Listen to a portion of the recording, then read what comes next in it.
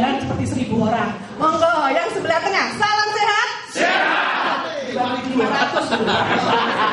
Baik, yang sebelah kanan, salam sehat. Sehat. 2.000 kan. Memang biasanya gitu. Kalau yang paling belakang tuh lebih paling semangat. Karena kelihatan pertama gimana, gitu kan?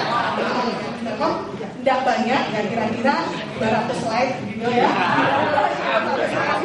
Sore ini hampir semua sudah tahu apa yang harus dilakukan untuk menjaga kesehatan, gitu ya. Cuman ada cumannya gitu. Kadang-kadang kita agak sedikit lalai karena sudah enak, nggak ngerasain apa-apa, jadi agak sedikit lalai, gitu ya. Jadi saya ingin sedikit berbagi dulu mengenai gimana sih kondisi kesehatan di Telkom, gitu ya. Tapi karena saya ada di Regional 5, kita berbagi sedikit dengan yang ada di Regional 5. Jadi sebelum bicara sehat, kita ngomongin sakit dulu nih. Karena biasanya kenapa? Karena biasanya orang kalau mau sehat itu nunggu sakit dulu gitu. Jadi nunggu nggak bisa jalan separuh, ya. Kadang-kadang nunggu kalau diem dulu, depan tensinya tinggi. Nunggu kalau sudah linu-linu kakinya bengkak nggak bisa jalan, ya nggak sih? Terus kadang-kadang juga nunggu, aduh, aku nggak bisa jalan nih gitu. Karena muter vertigo, ya. Atau enggak kadang-kadang nunggu kedep dulu. Parkinson ya Pak. Jadi kadang-kadang orang bukan di Telkom sih, tapi di luaran Telkom itu biasanya nunggu sakit dulu baru mau ngomongin sehat. Padahal harusnya nggak begitu gitu ya. Nggak perlu nunggu sakit, tapi yang sudah sehat itu dijaga tetap sehat gitu ya. Baik, kita akan sedikit berbagi gimana sih profilnya Regional 5. Ini tahun 2016 Pak, gitu ya, kita masih sekarang 2016.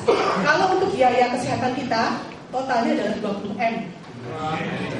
Ya, sedikit sekali ya Pak, dibandingkan penyakit Telkom, betul. Dan ini adalah penyakit yang muncul. Yang paling besar adalah neoplasma. Neoplasma adalah keganasan ya. Jadi neoplasma itu adalah keganasan, kanker orang biasa bilang. Itu yang paling tinggi pada pegawai.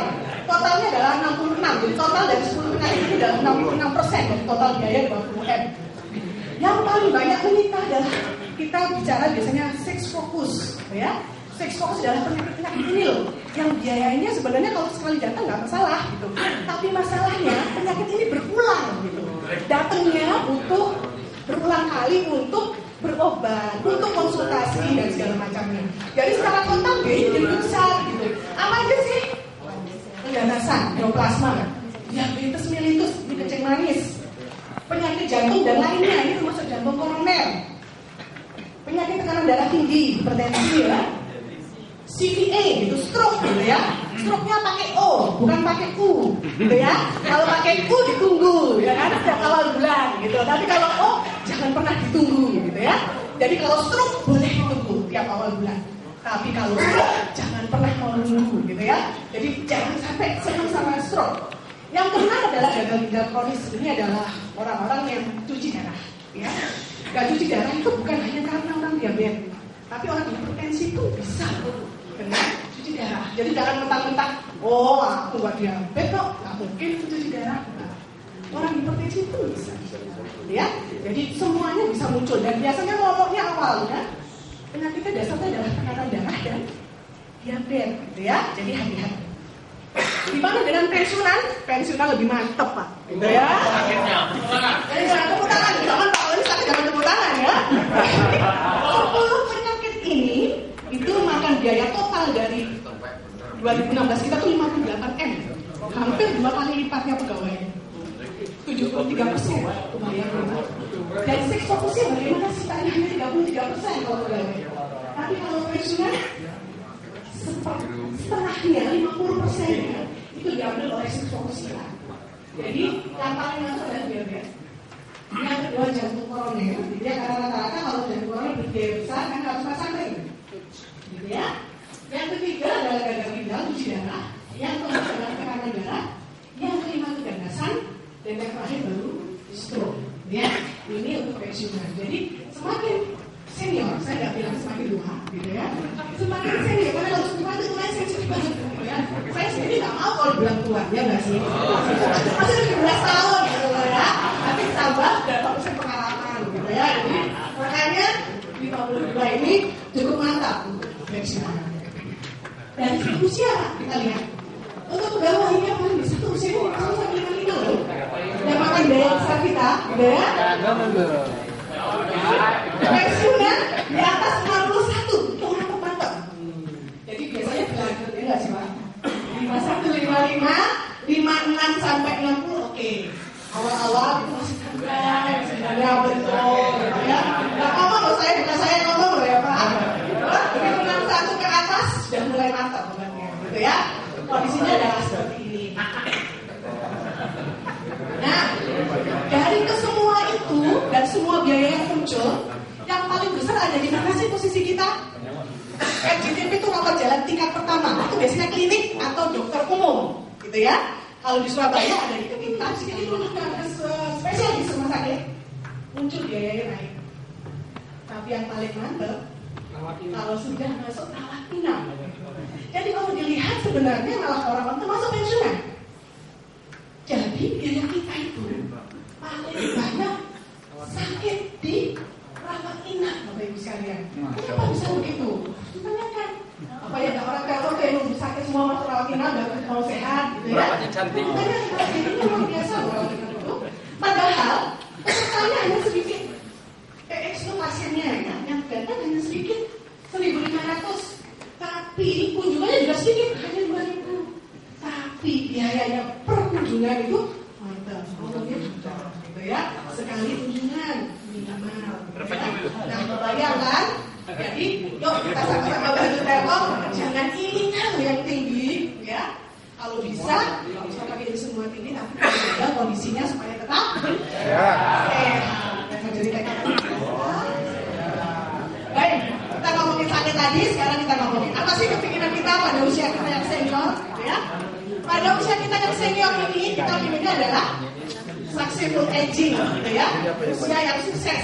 Usia yang sukses itu gimana sih? Kita menjadi senior tanpa cacat fisik, tanpa gangguan kognitif, dan tanpa mengalami perkembangan penyakit kronis, gitu ya? Cacat fisik, karena biasanya kita banyak nih, mulai usia senior, banyak yang linu-linu, jadi kalau jalannya sudah mulai susah. Apalagi kalau kena stroke, tambah lebih susah lagi, gitu ya. Berarti masih butuh bantuan orang lain. Padahal kita pinginnya kan nggak butuh bantuan orang lain nih kita, gitu ya, maunya sendiri, gitu. Gangguan kognitif yang paling gampang, gangguan kognitif itu pikun. Nah, biasanya orang tuh seiring bertambah usia pikun, gitu ya. Ada juga yang pura-pura pikun, gitu biasanya. Terus otak mulai pura-pura pikun. Pura-pura juga ganteng, isinya gitu. Sopo ya ini ya. Kalau ibu-ibu selalu setiap pagi, gitu ya. Jadi yang bilang pertama kali bukan obatnya, tapi pola hidup. Jadi unsuccessful aging, kalau unsuccessful aging adalah evaluasi progres itu. Jadi kita yang sukses, itu bukannya kita nyalain, gitu ya. Kenapa aku nggak sukses, gitu ya? Bukan nyalain, tapi kita evaluasi. Kira-kira perlu apa sih aku ini sebenarnya? Ini nanti tetap sehat dengan happy, gitu ya. Happy itu ada singkatannya. Jadi health, sehat itu yang penting. Jadi tambah senior, tambah sehat. Amin. Tambah senior, enjoy, menikmati keseniorannya, gitu ya. Jadi rambutnya putih, oke, gitu ya. Rambutnya putih, rambutnya putih itu bisa.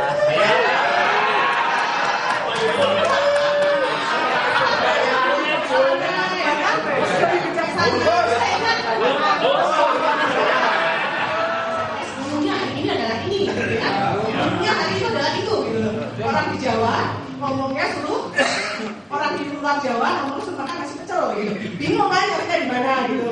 Orang Jawa ini maksudnya kita lebih ke posisi yang preventif dan promotif, lebih ke yang mencegah, menjaga susah yang lainnya. Perubahan dari sisi semuanya gitu ya. Yang dinamakan sehat itu harus produktif jadi secara mandiri. Kenapa mandiri? Karena semuanya tergantung dari bapak ibu sendiri. Karena faskesnya kantor hanya memberikan faskes yang kualitas hidup, tingginya biaya kesehatan itu mau nggak mau, gitu ya, mengikuti semuanya.